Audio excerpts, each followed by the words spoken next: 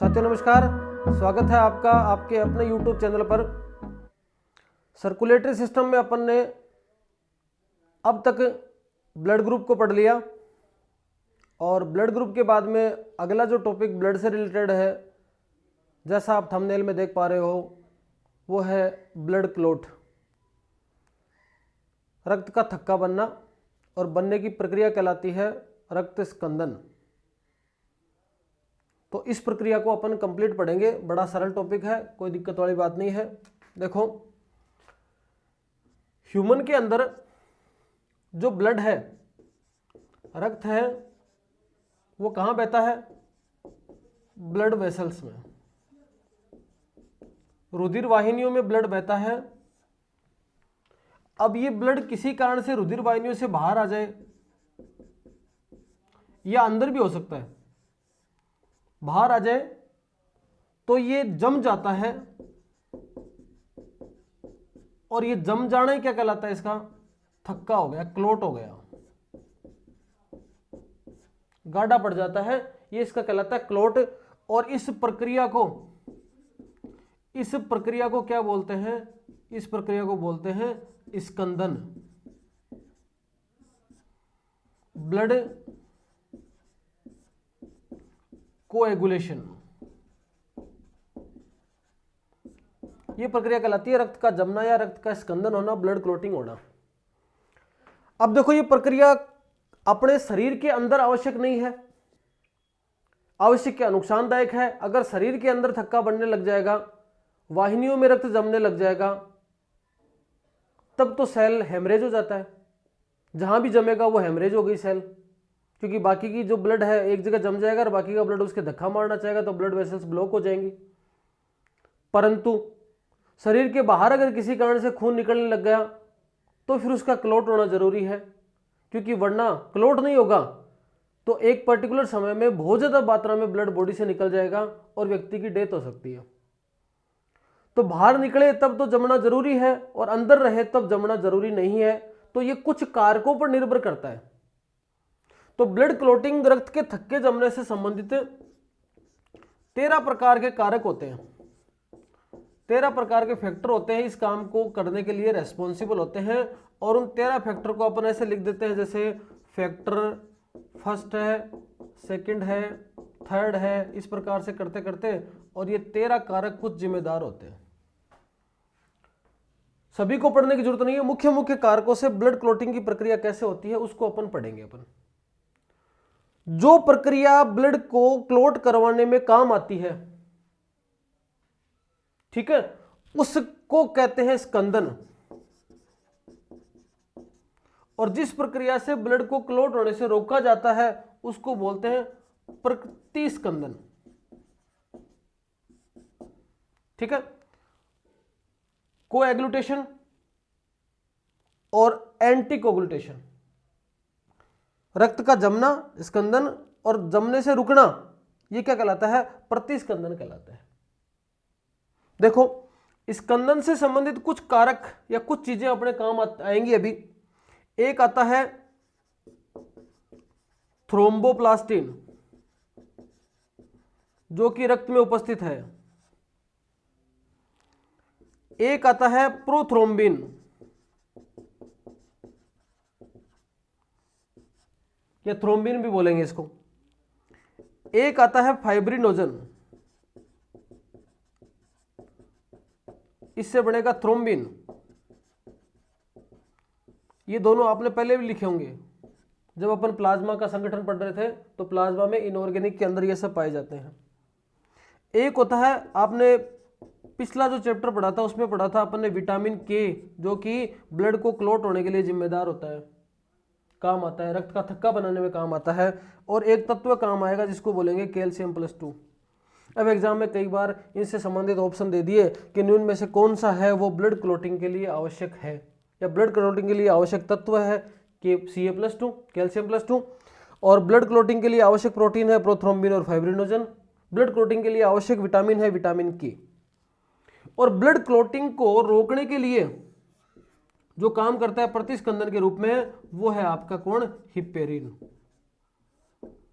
Anti कोगुलेटेंट बोलते हैं इसको, क्योंकि ये ब्लड क्लोटिंग को रोकता है, ब्लड क्लोटिंग होने से रोकता है। ये रक्त में भी ऐसा ही होता है, अपने बॉडी के अंदर भी, कि ब्लड बॉडी में क्लोट नहीं हो जाए, इसके लिए काम कौन करता है, यहाँ पर हिपेरिन काम करता है। लेकिन ब्लड जब निकलने लग जाता है बाहर, तब उसकी क्लोटिंग की आवश्यकता पड़ती है, तब इसका काम बंद हो जाता है, और ये काम करते हैं सारे। ठीक है, अब देखो करेंगे कैसे, स्टेप वाइज स्टेज अपन एक एक चीज को पढ़ेंगे। बहुत सरल है, कोई इसके अंदर खास बात नहीं है, गिनती की चीजें हैं, थोड़ी बहुत समझ में आ जाएंगे आपको। जैसे ही अपनी बॉडी में कहीं भी अपने कट लगता है, मतलब अपने उत्तक, अपने टिश्यू क्या हो जाते हैं, क्षतिग्रस्त हो जाते हैं। जहां कट लगा वहां के टिश्यू टूट जाते हैं, और टिश्यू टूटने के साथ साथ में वहां की जो प्लेटलेट्स भी है ना, प्लेटलेट्स भी टूट जाती हैं। तो प्लेटलेट्स भी क्या हो गई, इंजर्ड हो गई, क्षतिग्रस्त हो गई। उत्तक के टूटने से, प्लेटलेट्स दोनों के टूटने से ब्लड में स्थित एक कंपाउंड एक्टिवेट हो जाता है, और उसको क्या बोलते हैं, उसको बोलते हैं थ्रोम्बोप्लास्टिन। थ्रोम्बोप्लास्टिन एक्टिवेट हो गया, इसका मतलब अब इसको पता है कि कहीं ना कहीं ब्लड निकल रहा है, उसको रोकना है निकलने से, उसको जमाना है, उसका क्लोट करवाना है। पर ये अकेला काम नहीं कर सकता, इसको दो चीजों की आवश्यकता पड़ेगी। एक, इसको साथ में लेना पड़ेगा, किसको, कैल्शियम को, और एक ये काम लेगा मुख्य तरह से फैक्टर नंबर 7 को और फैक्टर 10 को। 7 और 10 फैक्टर को काम में लेगा, प्लस कैल्शियम को काम में लेगा, कौन, थ्रोम्बोप्लास्टिन, और एक कंपाउंड बनाएगा, उसको बोलेंगे आपके प्रोथ्रोम्बिन एक्टिवेटर या सक्रियक। प्रोथ्रोम्बिन एक्टिवेटर, इसके देखो नाम से पता चल रहा है, प्रोथ्रोम्बिन एक्टिवेटर सक्रियक, मतलब ये प्रोथ्रोम्बिन बॉडी में है, उसको एक्टिवेट कर देगा। तो पहला एक स्टेप तो ये हो गया, इस प्रकार की प्रक्रिया एक स्टेप के अंतर्गत हो गई। दूसरा देखो, दूसरे स्टेप के अंदर क्या होगा कि अपनी बॉडी में क्या प्रेजेंट है, प्रोथ्रोम्बिन ब्लड के अंदर है, जो कि अभी तक क्या है, इनएक्टिव है, निष्क्रिय है। इसको किस में कन्वर्ट करना है, थ्रोम्बिन, और थ्रोम्बिन क्या है, एक्टिव है। प्रोथ्रोम्बिन है, उस इनएक्टिव को थ्रोम्बिन एक्टिव में कन्वर्ट करना है। उसके लिए दो चीजें चाहिए, एक तो ये खुद ले लो यहां पर प्रोथ्रोम्बिन सक्रियक, और एक वही कैल्शियम +2। दो काम हो गए। सबसे पहले अपने प्रोथ्रोम्बिन एक्टिवेट हुआ, उसके बाद में थ्रोम्बिन एक्टिव हो गया ये। ठीक है जी। अगले स्टेप में क्या होगा, तीसरे नंबर में एक प्रोटीन और है यहां पर, जिसका नाम क्या है, फाइब्रिनोजन। ये फाइब्रिनोजन जो अभी तक किस कंडीशन में है, घुलनशील अवस्था में है। ये घुलनशील अवस्था से आपके फाइब्रिन में बदल जाता है, जिसका मीनिंग है कि ये अघुलनशील अवस्था है। लेकिन इसको ये काम करने के लिए किसकी आवश्यकता पड़ेगी किसकी, थ्रोम्बिन की। तो फाइब्रिनोजन है वो थ्रोम्बिन की सहायता से फाइब्रिन में बदल जाता है। फाइब्रिनोजन घुलनशील है, फाइब्रिन क्या है, अघुलनशील है। फाइबर है, तंतुनुमा स्ट्रक्चर है ये। अब ये जो फाइब्रिन जो अघुलनशील वाला बना, ये फाइब्रिन के जो तंतु जाल है ना, अघुलनशील है, इसके तंतु है ये, इसके तंतु जाल हैं वो किससे टकराते हैं, आरबीसी से, और दोनों मिलकर थक्का बना देते हैं। या ऐसा मान लो कि एक तरीके से मान लो ये जो कट गया वहां से, यहां से ब्लड निकलना चाह रहा है, तो एक तरीके से इसके ऊपर ये जो आरबीसी है ना, निकलना चाहती है इससे, लेकिन ये क्या करेगा, फाइब्रिन क्या करेगा, यहां पर एक जाल बना देगा, और उस जाल के कारण से आरबीसी बाहर नहीं निकल पाएगी, आरबीसी उस जाल में फंस जाएगी। और अगर आरबीसी फंस गई तो डब्ल्यूबीसी है, प्लेटलेट्स है, और प्लाज्मा तो उससे हल्के हैं, भारी कौन है? आरबीसी है। तो आरबीसी रुक जाती है तो बाकी सब चीज अपने आप ही रुक गई और वो बाहर नहीं निकल पाई। इस प्रकार से ब्लड क्या हो गया? क्लोट हो गया, जम गया, आगे ट्रांसफर नहीं हुआ। सरल सी प्रक्रिया है। देखो, उत्तक क्षतिग्रस्त हुआ या कोई प्लेटलेट क्षतिग्रस्त होती है तो थ्रोम्बोप्लास्टिन रिलीज होता है। थ्रोम्बोप्लास्टिन का काम है, थ्रोम्बोप्लास्टिन रिलीज होते है उसको पता चल गया कि कहीं ना कहीं कट लग गया और उस कट को क्या करना है? रोकना है ब्लड को। तो रोकने के लिए क्या करता है? फैक्टर 7 का सहारा लेता है, फैक्टर 10 का सहारा लेता है, प्लस कैल्शियम की सहायता से प्रोथ्रोम्बिन एक्टिवेटर का फॉर्मेशन करता है। प्रोथ्रोम्बिन एक्टिवेटर जैसे नाम से पता चल रहा है कि प्रोथ्रोम्बिन को थ्रोम्बिन में कन्वर्ट कर देगा। ये थ्रोम्बिन जो है अपने को किस में काम में लेना है? फाइब्रिनोजन को एक्टिव करने में काम में लेना है। फाइब्रिनोजन एक्टिव ही अपने आप में, पर घुलनशील से अघुलनशील बनाना उसको।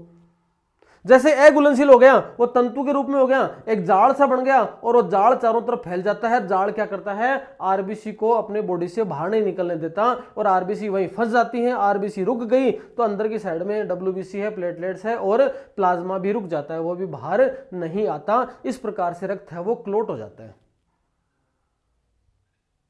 5 से 7 मिनट का समय लगता है, पर जो आरबीसी की बुक है उसमें 6 से 10 मिनट का समय दे रखा है कि इतने के अंदर क्लोट हो जाता है, इतने के अंदर रक्त रुक जाता है।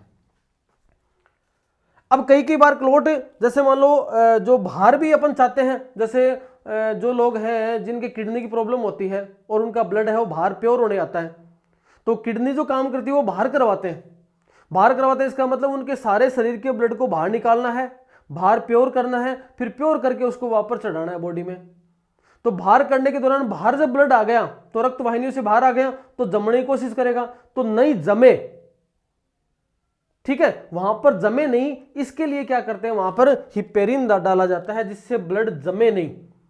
तो जमने से बचा जा सकता है, उसको डाल दिया, वो नहीं जमने देगा और जब पूरा काम कर लेंगे, साफ सफाई हो जाएगी, जब वापस डालना चाहेंगे बॉडी में ब्लड को तब हिपेरिन वहां से हटा लेंगे और बॉडी के अंदर ब्लड को प्योर करके डाल दिया जाता है। तो ये तो जमाने के विरुद्ध काम करता है और ये जमने में सहायक है। ये तो सब क्या करेंगे? ब्लड को क्लोट करने में सहायक है, इसलिए इनको तो स्कंदन कारक बोलते हैं। और इस अकेले को क्या बोलते हैं? प्रतिस्कंदन। मतलब ये ब्लड क्लोटिंग को क्या करेगा? रोकेगा, ब्लड को क्लोट होने से रोकेगा। ठीक है, तो इसकी तो अपने ब्लड में प्रचुरता है, तो ब्लड में क्या करेगा? ये ब्लड को क्लोट नहीं होने देगा, अपनी बॉडी के अंदर ब्लड को क्लोट नहीं होने देगा। जब बाहर निकलता है तो ये काम करना बंद कर देता है और ये सारे काम कर लेते हैं, क्योंकि बाहर के एनवायरनमेंट से, टेम्परेचर की वजह से, एयर की वजह से हिपेरिन ने काम करना बंद कर दिया, ये काम करना बंद कर देता तो ये सारे के सारे एक साथ काम करने लग जाते हैं। ये इंपॉर्टेंट बात है, ये यहाँ पर ये बात इंपॉर्टेंट है, ये बात इंपॉर्टेंट है, ये बात इंपॉर्टेंट है और ये तीनों प्रक्रिया इंपॉर्टेंट है। एक चीज और लिख लोगे आप यहां पे कि आपने सुना होगा जैसे महारानी एलिजाबेथ थी, उसके हीमोफीलिया रोग था और वो कई पीढ़ियों तक उसने दिया, उसकी पीढ़ियों में चलता ही रहा। जिसके हीमोफीलिया रोग होता है उसमें स्कंदन कारक कोई ना कोई सा गड़बड़ होता है। 13 स्कंदन कारकों में कोई ना कोई स्कंदन कारक गड़बड़ होता है और स्कंदन कारक की एब्सेंस में एक बार कट लग जाता है तो बॉडी में कई देर तक ब्लड निकलता रहता है और वो ब्लड की कमी की वजह से व्यक्ति की मृत्यु हो सकती है, व्यक्ति की डेथ हो जाती है। मुख्य जो हीमोफीलिया रोग हैं उनमें जैसे हीमोफीलिया ए है, हीमोफीलिया बी है, हीमोफीलिया सी है, ये मुख्य रोग हैं। और इनके जो रोग कारक हैं किसकी कमी से? स्कंदन कारक 8 की कमी से। स्कंदन कारक है आपके 9 की कमी से, 9 की कमी से और स्कंदन कारक 11 की कमी से। ये जिन व्यक्तियों में है उनमें haemophilia A, haemophilia B, haemophilia C रोग हो जाते हैं। इसको आजकल स्कंदन कारक 10 की कमी से भी मानते हैं। तो ये सब कुछ चीजें हैं जो आपने पढ़ी है ब्लड क्लोटिंग के अंदर और ब्लड रक्त स्कंदन के अंदर आपने पढ़ लिया। कोई बहुत बड़ा टॉपिक नहीं है, सरल सा विषय है, सरल सा टॉपिक है, आपको समझ में आ गया, आप इसको देख लीजिए। एक सवाल डाल देता हूं मैं कल के वीडियो के हिसाब से, ये आज का सवाल है, इसका answer A, B, C, D के रूप में आप कमेंट बॉक्स में डालते हैं। आज के लिए इतना ही, धन्यवाद, शुभ रात्रि।